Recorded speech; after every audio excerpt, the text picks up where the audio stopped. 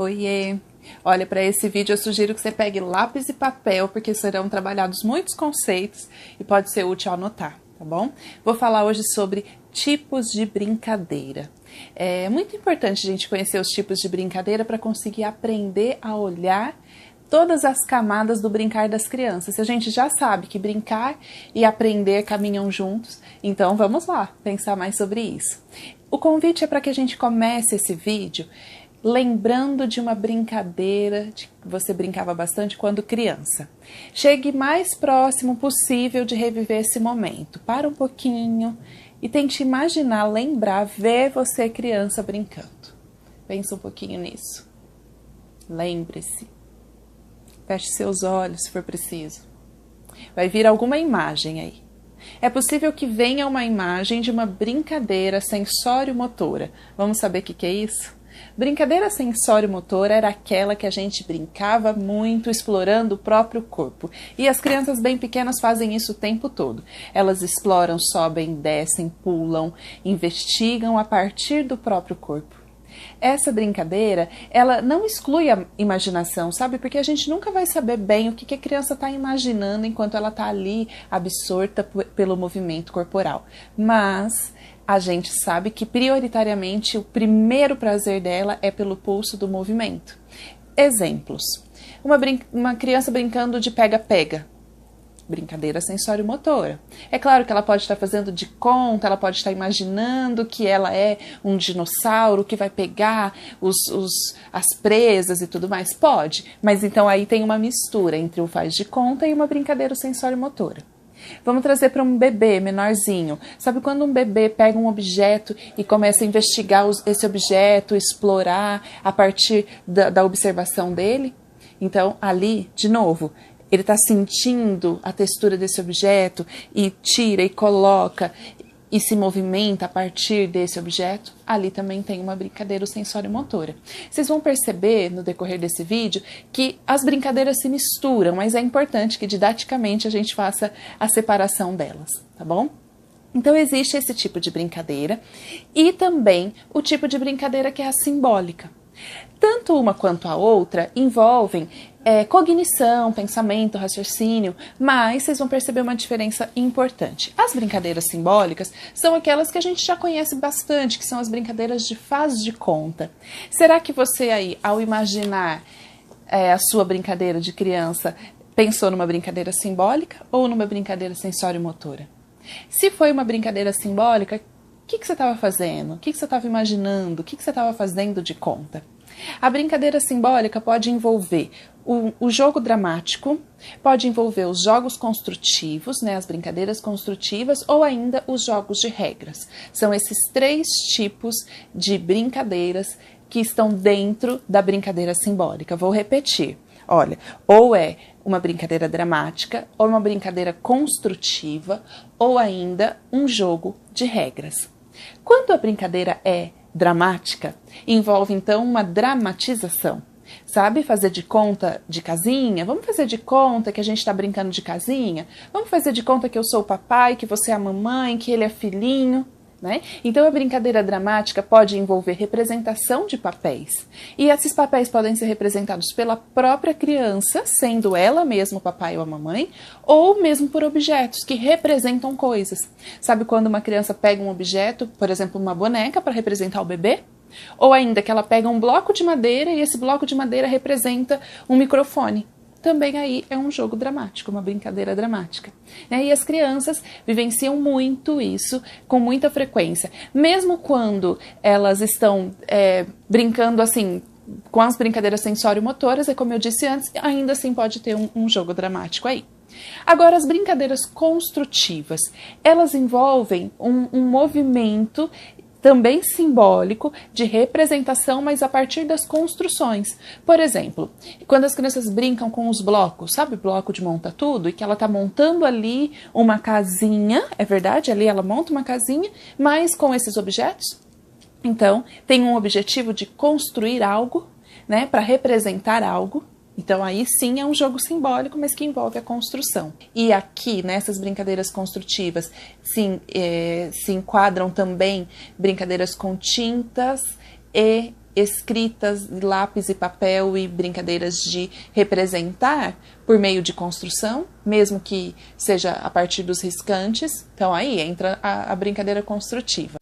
Nesse contexto, a autora traz um exemplo bem interessante, a brincadeira de massinha. A brincadeira com a massinha pode ser sensório-motora, quando a criança explora ali pelo próprio prazer que o movimento traz, e ela também pode ser uma brincadeira simbólica, construtiva. Exemplo, se a criança pega a massinha e começa a socar essa massinha e bater nela pelo prazer do movimento, uma brincadeira sensório-motora. Agora, quando ela começa a pegar a massinha e construir um bolo para comemorar um aniversário, brincadeira construtiva, simbólica. Entende a diferença? E claro que elas podem se misturar, a criança pode estar ali envolvida nessa brincadeira pelo prazer do movimento e, ao mesmo tempo, fazendo um bolinho para representar um aniversário. Então, sim, elas se misturam, mas é bacana a gente perceber quando uma coisa acontece prioritariamente, em detrimento da outra, ou quando elas estão realmente bem misturadas. Então, já falei sobre o jogo dramático, falei agora sobre o jogo construtivo e vamos para o jogo de regras. Esse jogo de regras, ele pode ser vivenciado pelas crianças bem pequenas, mas de uma maneira mais superficial. Por exemplo, quando vai brincar de batata quente, é um jogo de regras, só que é uma imitação. Uma criança passa a bolinha para outra e ali ela tem a possibilidade de vivenciar esse jogo de regras. Já os jogos mais elaborados, como jogos de tabuleiro ou que tenham regras mais complexas, já não são acessíveis para as crianças bem pequenas, mas as crianças maiores, lá por volta dos seus 4 anos, já começam a ter mais possibilidades de brincar com esses jogos de regras. E eles podem ser competitivos ou cooperativos.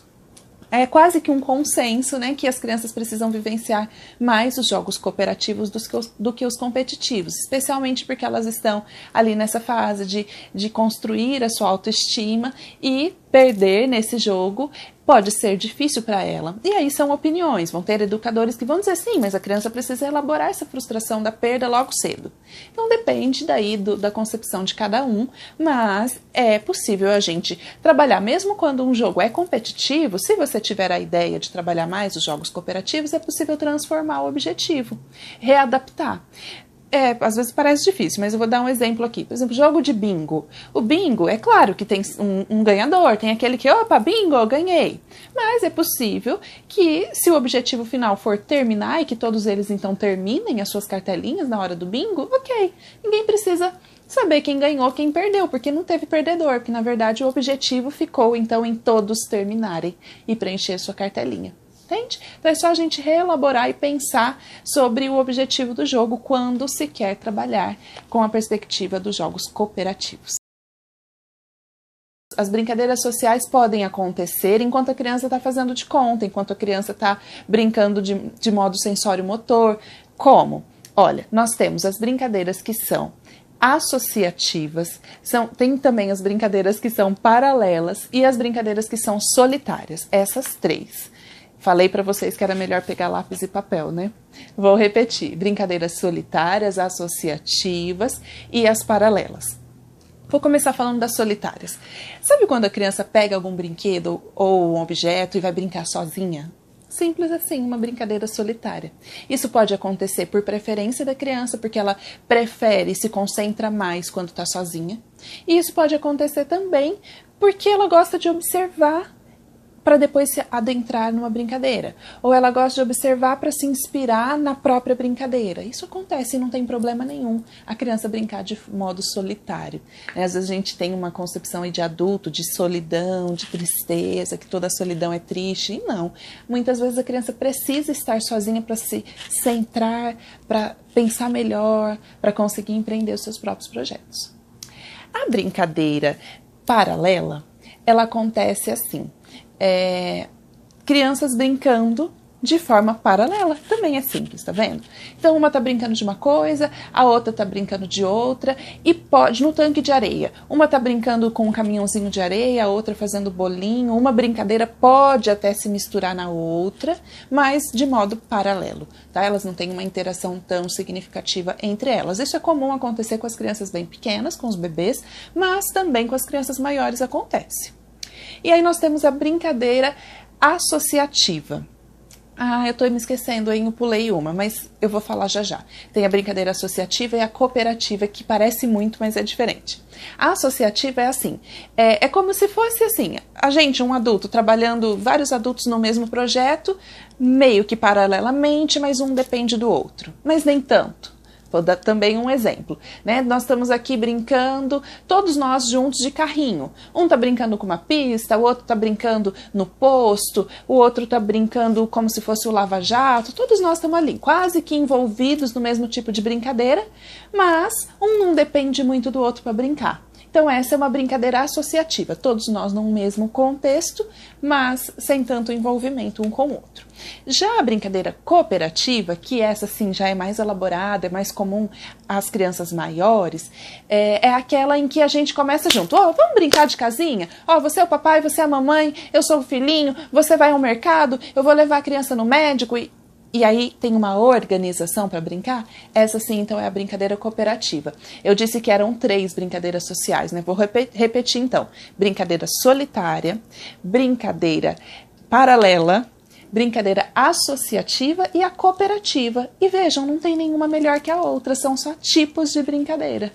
E que todas as crianças vivenciam esses tipos de brincadeiras ao longo do seu desenvolvimento. E uma coisa é certa, brincar, quando a criança brinca, ela aprende muito, muito. O próximo vídeo vai tratar especificamente sobre esse assunto, sobre os benefícios da brincadeira. Gente, são muitos, muitos. Eu vou fazer uma lista no próximo vídeo desses benefícios. Muita coisa boa pra gente aprender juntos, né? Um grande beijo, pessoal!